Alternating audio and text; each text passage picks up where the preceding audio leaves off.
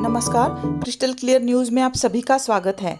संसद में थोड़ा सा दुर्लक्षित मगर समाज की दृष्टि से बहुत महत्वपूर्ण मुद्दा है, जो कि नागालैंड की सांसद ने राहुल गांधी जी पे जो आरोप लगाया था उसके बारे में हम डिस्कस करेंगे। पहले सुनते हैं उसका बयान। Leader of opposition of the Lok Sabha, Shri Rahul Gandhi ji, came in very close proximity of me, and I really feel uncomfortable. And he started shouting at me, which I felt is very unbecoming of a leader of opposition. मैं ये तो नहीं बोल रही कि ये औरत झूठ बोल रही है या सच, लेकिन कुछ बातें जो भी ऐसे आरोप लगाने से पहले ज़रूरी है वो ज़रूर मैं डिस्कस करना चाहूँगी। एक महिला जब ऐसे किसी पुरुष पे आरोप लगाती है तो उस महिला ने ऐसे आरोप लगाने से पहले क्या क्या सोचना चाहिए। यहाँ पे हम राजकारण या राजनीति की बात नहीं करेंगे, यहाँ पे हम बात करेंगे एक महिला की और एक पुरुष की। उस महिला के स्वाभिमान की भी बात करेंगे, उस पुरुष के स्वाभिमान की भी बात करेंगे। तो किसी भी पुरुष पे इस तरह से आरोप लगाने से पहले खासकर जो भी महत्वपूर्ण बातें वो सोचनी चाहिए। उसमें से पहली बात है वो सच्चाई और तथ्य। आरोप लगाने से पहले ये सुनिश्चित करें कि आपके पास सच्चाई और तथ्य है। आरोप को साबित करने के लिए पर्याप्त सबूत होने बहुत ही ज़रूरी होते हैं। दूसरी बात, आप ये सुनिश्चित करें कि आरोप के परिणाम, आरोप लगाने से पहले ये सोचें कि इसके परिणाम क्या हो सकते हैं। आरोप के कारण व्यक्ति की प्रतिष्ठा, करियर और जीवन पर क्या प्रभाव पड़ सकता है।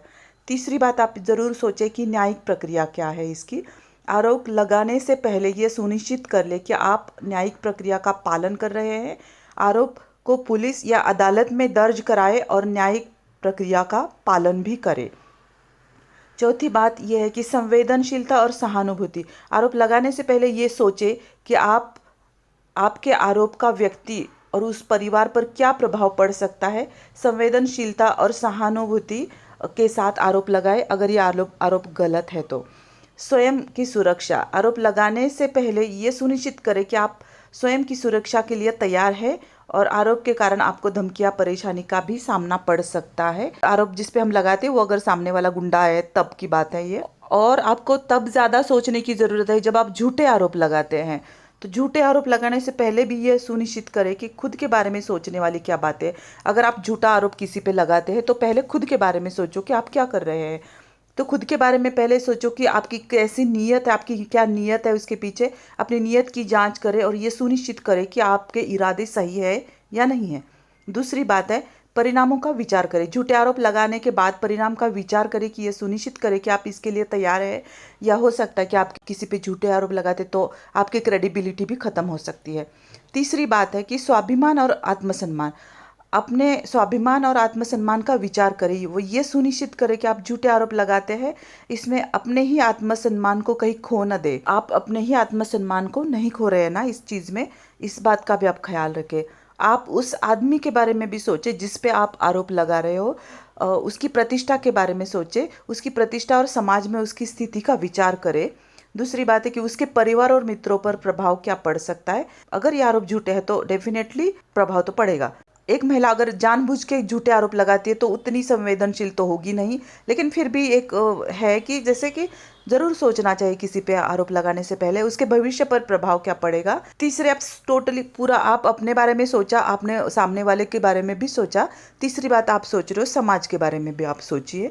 समाज में विश्वास और भरोसे का विचार करिए और ये सुनिश्चित करें कि झूठे आरोप लगाने से समाज में विश्वास नहीं टूटेगा।